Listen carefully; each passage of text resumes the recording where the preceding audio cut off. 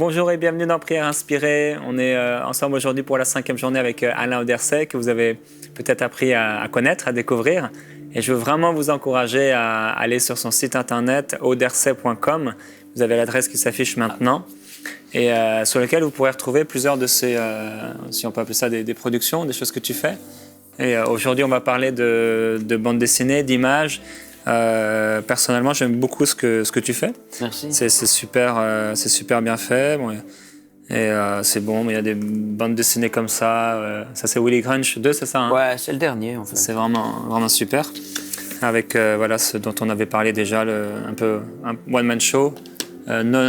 Athée non pratiquant, c'est ça, hein? Ouais. Et tu as aussi un nouveau one-man show, c'est Papa Show, c'est ça? Ouais, mais alors celui-là, il faut se déplacer pour le voir. Pour le moment, il faut se déplacer. Pas en vidéo, ouais. Et ça, je connaissais pas. C'est un peu tes lettres de nouvelles améliorées en livres. Et j'ai vu qu'il y avait dans chacun, c'est ça, il y a un petit cadeau. T'as trouvé, ouais, c'est juste. Une petite feuille dans chaque. C'est rendez-vous dans la forêt, c'est pour parler des rendez-vous qu'on a avec Dieu. Parce que pour moi, je vais dans la forêt pour être tranquille. Mm-hmm. Et puis, j'ai mis une feuille dans chaque livre pour que les gens réalisent que c'est vrai. Ouais. C'est pas une belle histoire comme ça inventée, mais il y a vraiment un type, et puis t'as mis une feuille dedans. Et j'ai reçu des courriers parce que les gens étaient touchés en trouvant cette feuille, ils se sont mis à pleurer. Parce qu'ils ont... Comme si cette histoire les rejoint pour de vrai. Mm. Et c'est ça, c'est pas la grosse industrie, c'est pas une entreprise. C'est vraiment un type qui existe, et voilà. Puis... Et, en tout cas, je veux vraiment vous encourager à la maison, c'est aussi des super... outils pour annoncer l'évangile, pour témoigner. C'est vraiment super. Des fois, on manque d'outils, des choses qui sont belles, qui sont bien. Et ça, c'est vraiment super. Et aujourd'hui, tu veux parler, entre autres, justement, d'images, de BD. Ouais. Alors moi, ce qui est très fort avec les images, c'est qu'on peut dire des choses sans qu'il y ait besoin de savoir la langue. Alors, parfois oui, parfois pas, tu vois. Ça permet, c'est un langage universel. Tu peux être dans n'importe quelle culture, tu peux comprendre. Mais bon, la BD, c'est assez fort. Ce qui est pas mal avec la BD, c'est que tu peux la faire sans avoir beaucoup de moyens. Pour commencer, il faut un crayon, un papier. Après, si tu veux performer, tu vas aller plus loin dans la couleur, les choses comme ça. Moi, j'ai tout un matos, quoi. Puis j'ai une équipe autour de moi, et puis j'ai les coloristes que je forme ou qui se forment petit à petit. Et on est toute une clique, là, au bout d'un moment. Puis c'est beau, parce que c'est chaque fois des accouchements. Moi, ce qui me marque aussi, c'est que le nombre qui devient quand même, entre guillemets, impressionnant de gens qui ont été sauvés, en fait, à travers tes BD. C'est remarquable de voir que... je les compte pas, hein. Ouais, bien sûr. Mais c'est vrai qu'il y a beaucoup de fruits. Ouais, il y a beaucoup de gens qui attendaient ça, en fait. Parce qu'ils lisent pas de livres, ça les intéresse pas. Mais un gag, ça les fait rire. Et du coup, quand on rit, on est ouvert, tu vois. Puis on peut aussi dire des vérités très, très lourdes, des fois. Je pense qu'il y en a beaucoup. Moi, je rencontre des gens très talentueux, un peu partout. Dans le milieu chrétien aussi, vraiment bon, peut-être même bien meilleur que moi, et je dis peut-être, moi sûr, ils sont meilleurs, mais ce qui manque, c'est de le faire. Parce que c'est vrai que c'est toute une vie, hein. Moi, souvent les fins de mois, je sais pas comment je vais m'en sortir, mais je demande à Dieu, et je suis toujours là, et ça fait 20 ans. 20 ans que Dieu prend soin, que ça continue. Je reçois des courriers, des gens qui rencontrent Dieu. J'ai rencontré un gars il n'y a pas longtemps, il m'a dit, voilà, ça fait 7 ans, j'ai trouvé Dieu avec cette BD-là. Un autre qui m'a écrit il n'y a pas longtemps. Et il y a aussi, juste avant que je vienne ici, dans le pays, il y a une ado qui me remerciait parce que son père est venu chrétien en lisant une BD. Ça change des familles, hein. Ça sauve des familles, ça change des souvenirs pour les enfants qui resteront. C'est pas mes BD, c'est Dieu qui est caché dedans, qui est présent dedans, qui change les vies. Ouais. Moi, je fais que du dessin. Mais ouais, c'est ça. Je vais te montrer un dessin, tu vas voir. Alors, je sais pas si tu le vois. Alors on voit une bagnole, et puis attention, un chat, pouah, puis il l'écrase. Voilà, j'aime pas les chats. Non, il y a une suite, c'est pas pour ça. Encore que des fois, je pourrais en vouloir à ces chats, parce que j'ai sur mon Facebook, des fois, des grands-mères bien intentionnées me mettent des petits chats avec des fleurs et tout ça, et je me dis, mes potes métalleux, là, qui voient ça. Donc, de temps en temps, écraser un chat, ça fait du bien. Non, c'est pas ça, je vous rassure. Ce que je voulais dire par là, c'est que des fois, il arrive des choses dans la vie qui sont dures. On comprend pas pourquoi une telle injustice arrive. C'est une injustice qui nous arrive à nous, à nos familles et tout ça. Et je veux juste dire un truc, vous aurez jamais de réponse tant que vous continuez de regarder le chat. Tant que vous continuez d'avoir les yeux fixés sur le problème, tant que vous continuez de dire pourquoi, tant que vous êtes là, et ça demande du recul. Et le recul, c'est la suite. C'est de dire, si ça ne serait pas passé, ça serait été ben pire, comme ils disent au Québec, ben pire. Mais ça demande du recul. Voilà. Ouais, c'est quelques images, mais ça permet de bien comprendre ce que je veux dire. C'est-à-dire que tu peux l'expliquer de mille choses, mais là, tu comprends, puis tu dis, ah ouais, je vois l'idée. J'ai une autre idée, là, c'est toujours Marcel, là. Il dit, Bob, je sais pas si je vais rester croyant. Non, franchement, je suis déçu des chrétiens. Et qui l'a pas été, hein? On est déçu de tout le monde, et pourquoi pas des chrétiens, voilà, hein? Bob est un peu plus sage que Marcel, et lui dit, mais Marcel, tu as déjà été déçu par des automobilistes? Il dit, oui, souvent, pourquoi? Tu vois, c'est pas pour autant que tu as arrêté d'être conducteur. Ah ouais, cool. Moi, j'aime beaucoup cette idée. Je me permets de le dire parce que c'est pas moi qui l'ai trouvé. C'est Michel Beglin, c'est un pote à moi en Suisse, qui m'a dit « Oh, j'ai une idée, tiens !» Et puis j'ai dit « Oh !» Alors, les idées, c'est précieux. Et pour dire que ça, c'est une phrase que j'ai souvent entendue. Des gens sont déçus des chrétiens, donc ils cessent d'être chrétiens. Moi, je rêve que les athées fassent pareil. Ils sont déçus des athées, ils deviennent chrétiens. Hein? Ça marche. Pourquoi ça marcherait que dans un sens? C'est vrai, ça. Et donc, tu vois, c'est des petites réflexions que j'ai comme ça pour casser des idées, tu vois. Avec des choses simples, tu vois. Juste en montrant 2-3 images, puis mon but, c'est que ça fasse tomber de son piédestal les idées reçues si bien établies qu'on pense être la vérité. On en a beaucoup, hein. Allez, je t'en montre encore. Tu veux? Vas-y, oui. Ouais, je veux pas te forcer. Avec plaisir. Alors, parfois la vie est dure comme un match, mais à quoi sert-elle si elle n'a pas de but? Combien de gens se battent le jour, au quotidien, dans leur boulot et tout ça, et ils savent même plus pourquoi. J'espère juste que BD va les aider à s'arrêter, à se dire « Ah mais ouais, c'est vrai, pourquoi je fais les choses ?» On est trop pris dans une course et on réfléchit pas pourquoi, qu'est-ce qu'on fait là. J'ai un ami qui, chaque année, loue un chalet. Alors, on est d'accord, on est en Suisse, mais ça marche aussi pour d'autres choses qu'un chalet, hein. Cabane au Québec, ça va aussi. Mais lui, il passe pendant 3 jours et puis où il recherche Dieu et puis il demande à Dieu, « Ok, qu'est-ce que je fais de ma vie? Qu'est-ce qui est juste? Qu'est-ce que je dois changer? » C'est bon de s'arrêter de temps en temps. Plutôt de courir, parce qu'on n'a qu'une vie et puis ça serait bête d'arriver au bout puis de se dire, on a passé à côté de tout ce qu'il fallait. Ouais, je te montre encore une. Peut-être, voilà. Alors en Europe, en ce moment, on est très choqués de tout ce qu'on fait au nom de la religion, là. On fait des terroristes qui se font péter, là, comme ça, au nom d'Allah, de tout ça, puis on se dit, mais qu'est-ce que c'est la religion? Tu vois, c'est n'importe quoi. Et mon personnage, Willy Grun, est de ceux-là. Il se dit, ce que je pense de la religion, mais voilà, moi, je veux rien savoir. Et c'est tout des religions, c'est tout des terroristes, c'est tout des trucs pour se prendre la tête, et puis tout ça.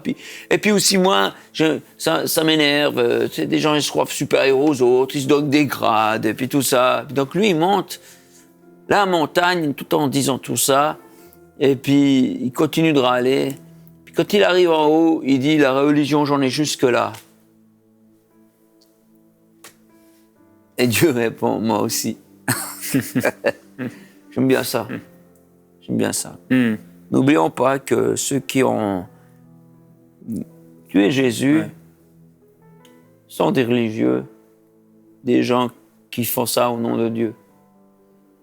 Dieu est plus proche des gens qui connaissent rien et il les aime, tu vois. Souvent, les gens qui croient voir ne voient rien. Parce qu'ils disent qu'ils voient.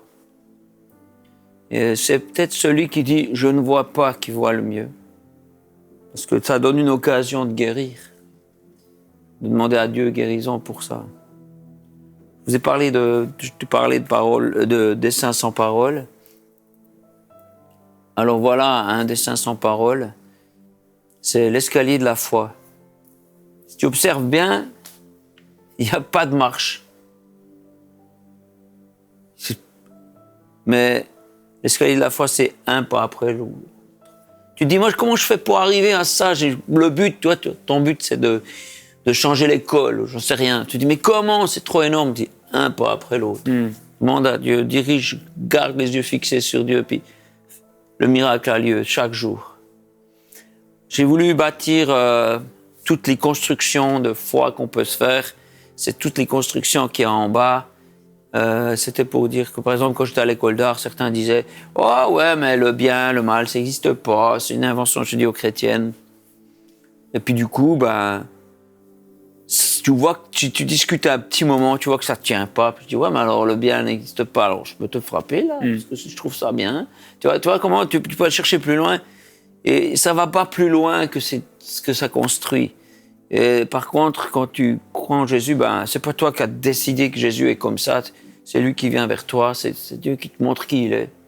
Et donc, tu vas vers lui. Puis finalement, partout où tu passes, tu amènes la vie. Mais juste préciser une chose, c'est que qu'est-ce que tu plantes dans la vie, ça prend du temps à avoir des fruits. Et des fois, c'est la peine de persévérer. Moi, je trouve que c'est excessivement lent de faire une BD. C'est 2 ans, une BD, toi, où tu es tout seul chez toi, tu bosses. Là, maintenant, on est une équipe, ça prend un peu moins de temps. J'essaie de sortir un ouvrage par année, mais ça prend des 12 heures par jour, par moment. Mais c'est vraiment ma prière que ça touche beaucoup de gens. Et puis, les fruits, tu les vois plus tard. Il faut persévérer. C'est pas parce qu'il n'y a pas de fruits que c'est pas bon. C'est juste que c'est normal. Observe la nature, ça prend toujours minimum 3 ans qu'un arbre donne des fruits. Et il y a des fruits même qui prennent 20 ans. Celui-là qui plante un noyer, moi, j'ai du respect pour cet homme-là parce qu'un noyer fait 20 ans pour donner des fruits. Mais ces fruits sont reconnus bons pour le cœur. Donc, persévérez. Arrêtez-vous, demandez si c'est bon. Allez de l'avant. Allez, un petit dernier. Là, c'est l'Arche de Noé où je vous encourage à embarquer. C'est quasiment sans parole, sauver notre âme, SOS. On n'est pas obligé de le mettre, mais je pense qu'aujourd'hui, il faut embarquer en Jésus, il faut y aller. J'ai fait exprès ce dessin de point de vue comme si on était dans l'eau, nous aussi, puis qu'on ne voie pas Dieu comme « oui, ça c'est bon, c'est acquis », mais qu'on a toujours besoin de lui. Si on regarde bien tout en haut, au-dessus du S, il y a quelqu'un qui pêche. Parce que ma femme, elle m'a dit « je veux être sur le bateau ». Mais je dis quoi? Mais tu es sur le bateau. Elle m'a dit « non, non, je veux pas être comme tout le monde ». Alors je l'ai mis sur le S, comme ça j'ai la paix. Personne ne sait ça, mais voilà, c'est ça. Comme ça, vous verrez le dessin, ça sera notre secret. Hein. Voilà, c'est un peu quelques exemples de ce que je fais. Ça fait 20 ans que je fais ça. 20 ans où je me dis, comment c'est possible? 20 ans où je me suis dit, oh, cette fois, j'arrive au bout, je ne veux pas m'en sortir. Une fois, je me rappelle, j'ai reçu des factures, là, je ne pouvais plus payer. Des rappels, tu sais, quasi des avis de poursuite. Puis je me suis dit, bah, c'est la fin. Alors, je me suis dit, bah, je vais perdre mon ministère, je vais perdre mon travail. Alors, je vais aller dans la forêt. J'encourage, quand que ça va pas, passer du temps avec Dieu. D'aller là. Et puis, j'ai réfléchi à tout ça, puis j'ai dit,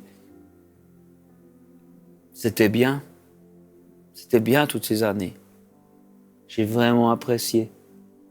J'ai fait ce que j'aime faire, ce que je rêvais de faire dessiner. J'ai vu des gens venir à Dieu. C'était bien. Et j'ai dit merci Seigneur pour toutes ces années. Comme c'était bien. C'était un cadeau. Et puis, si ça s'arrête, réfléchis, tu vas pas mourir. Et si tu meurs, tu vas au ciel, tu vas avec Jésus, il a payé l'entrée. C'est que des bonnes choses. Et puis, je ferai plus de BD, je ferai autre chose, je sais pas si je suis capable, mais c'est étonnant des fois. Hein, c'est juste mon plan qui s'arrête, c'est pas la vie. J'ai passé un bon moment avec Dieu, je l'ai remercié de sa compagnie, de toutes ces années où on a pu faire ça ensemble. Je vous encourage à faire de même, même si vous avez perdu un être cher. Plutôt que de te focaliser sur le fait qu'il est parti, focaliser sur le fait que c'était bien, que c'était un privilège, que c'était des bons temps. Gardez ça. Sûrement que la personne préférerait ça de elle, hein, plutôt que de la rancœur, plutôt que de la tristesse. C'est ce que j'ai fait à ce moment-là. Je suis rentré en paix. Je lui ai donné ma maison. C'est une vieille baraque, mais c'est chouette. Je lui ai donné mon ministère et tout ça. Et ça m'a fait tellement bien de lâcher prise. J'ai ouvert ma boîte aux lettres pour voir s'il y avait quelque chose dedans. On ne sait jamais, un courrier, tout ça. Et il y avait un chèque de 1 000 € de quelqu'un que j'ai jamais vu. J'ai juste eu au téléphone. Je me suis dit, wow. Ensuite, des dons sont arrivés d'endroits de toutes sortes. Et j'ai pu payer tout. Et voilà, ça fait quelques années, tu vois. Et ce jour-là, où j'ai lâché les choses, j'ai été libéré. Libéré. Et je me sens plus léger. Je porte plus le ministère, tu vois. Je le vis comme un privilège, mais je l'ai déjà donné. Et c'est bon, et je pense que peut-être certains qui nous écoutent, qui nous regardent, portent leur ministère, portent leur église, portent ce qu'ils font pour Dieu, se battent pour ce qu'ils font, tiennent à tirer l'attention peut-être de ministères plus grands sur eux. Moi, je vous encourage un truc, lâchez-le. Ce sera tellement plus léger. Lâchez, quoi. Vous serez bénis, tu vois, parce que c'est plus vous qui le portez. Puis on est plus libre. Et, quand on sent que quelqu'un ne cherche pas absolument à tirer à lui les choses, même si c'est pour une bonne cause, hein, ça touche, je trouve. On le sent, ça, hein, quand il y a des stands comme ça, puis chacun ramène son truc. Que quelqu'un soit ouvert comme ça à s'intéresser aux autres plutôt qu'à soi-même, ça touche le cœur. Ouais. Amen. Ouais, on peut dire ça. Ouais, je dis amen, vraiment. C'est encore profond ce que tu partages. Et je veux prier pour te partager des gens qui vont pas jusqu'au bout de leur projet des fois. Ouais. Et je veux prier pour vous à la maison qui avez des projets. Pendant cette semaine, on a parlé de l'art, des arts. Ouais. Il y a des choses que Dieu a placées, des graines. On a parlé de ces graines que Dieu a mises en vous et qu'il faut qu'elles portent du fruit. Et plusieurs d'entre vous, là, vous êtes intérieurement visités par le Seigneur. Vous savez l'écriture de livres, de chants, Vous avez peut-être tout ce que, au niveau de la musique, au niveau des arts, au niveau du dessin, il y a tellement de choses, tout ce qui est les fleurs, il y a la décoration, il y a vraiment tellement de choses. Et des fois, on se dit, je vois pas ça dans la Bible. Et pourtant, il y a beaucoup de choses dans la parole de Dieu. Ah, il faut surtout ouvrir les yeux parce qu'il s'est bourré. Si on prend le temps de regarder, on voit que Dieu aime ça. Dieu aime l'art et Dieu aime les belles choses. Et je veux prier aujourd'hui pour vous spécialement. Avec Alain, Père, je te remercie pour les dons que tu as placés dans le cœur de ceux qui écoutent maintenant. Pendant cette semaine, ils ont été intéressés parce qu'ils se sont dit, moi, Dieu m'a appelé à faire de l'art. Dieu m'a appelé à faire quelque chose. Dieu m'a appelé à écrire un livre. Dieu m'a appelé à ouvrir peut-être une entreprise, faire quelque chose pour le royaume de Dieu, ou un groupe de musique, ou quelque chose de particulier. Je veux prier pour eux, Père, que tu leur donnes la force de persévérer. La persévérance, on l'a vu dans la vie d'Alain, dans son exemple, on en a tellement besoin. Ta parole nous montre la foi et la persévérance, c'est ce qui a permis aux anciens d'obtenir ce qui leur avait été promis. Ouais. On veut être persévérant. Et je veux prier cette prière, Père, que je prie. Mets en eux le vouloir et le faire. Ouais. Tu es capable de le faire. Ouais. Par ta puissance, tu es capable de les aider à persévérer. Ouais. Tu nous as donné la maîtrise de nous-mêmes, pouvoir nous maîtriser dans les temps difficiles. Et je prie pour eux, qu'ils soient puissamment fortifiés maintenant. Ouais. Que ces projets que tu as mis en eux puissent voir le jour, puissent refléter ta gloire, puissent porter du fruit, puissent toucher le cœur d'un enfant, le cœur d'un homme, le cœur d'une femme, puissent changer cette génération, puissent changer une famille.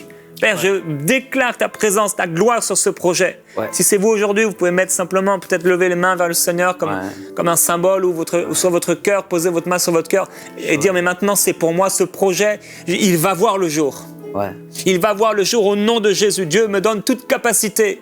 Dieu me donne l'autorité, le pouvoir, les possibilités, la provision d'amener les choses jusqu'au bout. Jusqu'au bout. Parce que je parle sur votre vie. Je le déclare sur votre vie au nom de Jésus-Christ. Ouais. Et je veux aussi vous encourager, vous qui êtes déjà peut-être dans ces projets, le ministère, et Alain en a parlé. Et j'ai l'intime conviction qu'à un moment ou à un autre dans le ministère, on est obligé de le mettre sur l'autel. Parce que Dieu veut l'amener beaucoup plus loin. Passer de l'humain au divin. Et je veux vous encourager dans ce temps de prière à le faire pour vous-même. Placer maintenant ce ministère sur l'autel. Comme Alain a pu le faire à son temps. On a besoin, je crois, de le faire parfois, de temps en temps. Nous plaçons ce ministère, ce projet, ce don sur l'autel pour que tu en fasses ce que tu veux. Ouais. Glorieux Père. Merci. Merci Seigneur. Ouais. C'est vrai que des fois, on peut faire des choses pour Dieu, mais ces choses qu'on fait pour Dieu deviennent plus importantes que Dieu. Seigneur, je te prie d'aider ceux qui...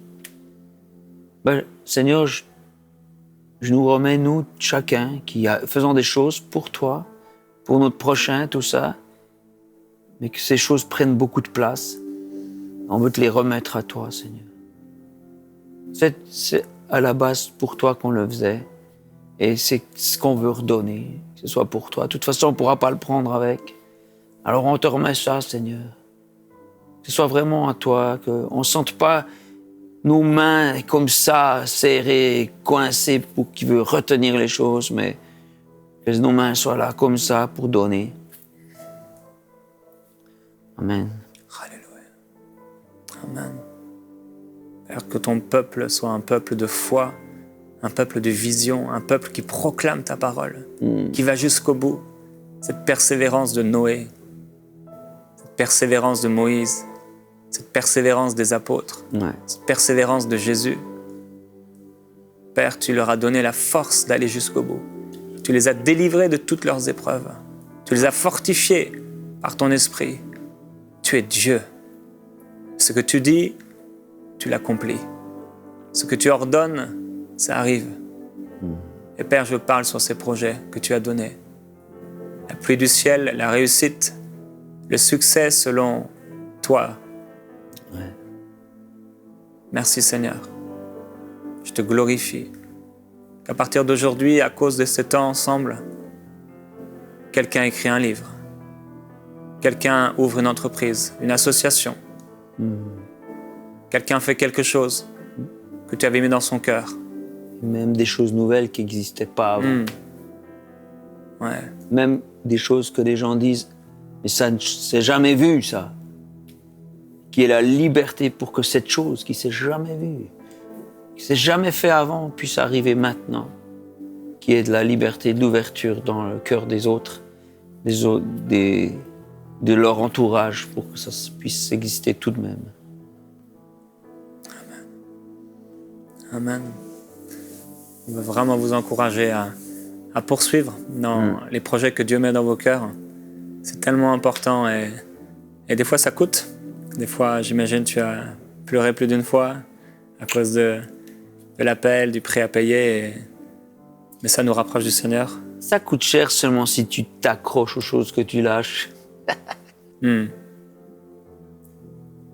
Si tu sais combien Jésus vaut la peine, vaut tous les trésors, c'est moins lourd, c'est moins difficile. C'est comme le chien qui pleure, qui doit lâcher un os, mais qui réfléchit pas qu'il va recevoir un steak à la place, tu vois. Je sais pas si c'est une drôle d'image, mais je trouve que c'est juste ce qu'on a programmé qui se passe autrement qu'on a prévu. Et ça, ce qu'on a prévu, c'est pas assez grand. Et ce que Dieu prévoit quand on le suit, c'est tellement mieux. Des fois, les soucis qu'on porte, si tu réfléchis bien, c'est juste parce qu'on n'a pas confiance. Ouais, exactement. Mais si tu as vraiment confiance. Moi, je me suis déjà dit, mais quel temps je me suis perdu à porter des choses. Mais j'avais pas à les porter. Il y a un dessin de Marcel, là, où il porte un fardeau, c'est lourd et tout ça, mais il est sur un bateau. Ouais, il peut le poser s'il arrivera au même endroit. Ouais, c'est ça, je pense, ce qu'il faut faire, ce que je propose de faire, c'est de poser le fardeau. De toute façon, c'est Dieu qui te porte, quoi. Amen. En tout cas, merci Alain, vraiment Avec pour plaisir, avec plaisir. ces 5 jours passés avec toi. Ça a été vraiment super et ça montre une nouvelle peut-être facette de Dieu pour certains, la diversité du corps de Christ et des cadeaux, des dons que Dieu a fait. C'est vraiment super et on bénit ton ministère aussi. Si vous voulez commander ces BD ou ces livres, vous pouvez aller sur oderc.com. Aussi, vous pouvez soutenir son ministère, vous inscrire à sa lettre de nouvelles. Moi, j'aime beaucoup la lire, comme je te le disais. Merci. C'est différent, ça fait du bien, c'est rafraîchissant. C'est super de voir la main de Dieu dans ta vie. Et voilà, donc on vous bénit, on vous souhaite un excellent week-end si vous regardez ça le vendredi. Et des bons temps dans la présence de Dieu. Ouais. Et à très bientôt dans Prière Inspirée. Avec vos enfants ou vos amis.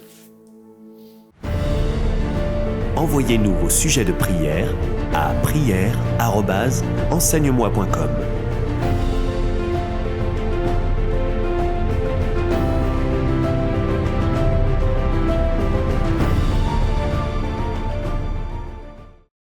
Cette émission a pu être réalisée grâce au précieux soutien des partenaires d'Enseigne-moi Canal International.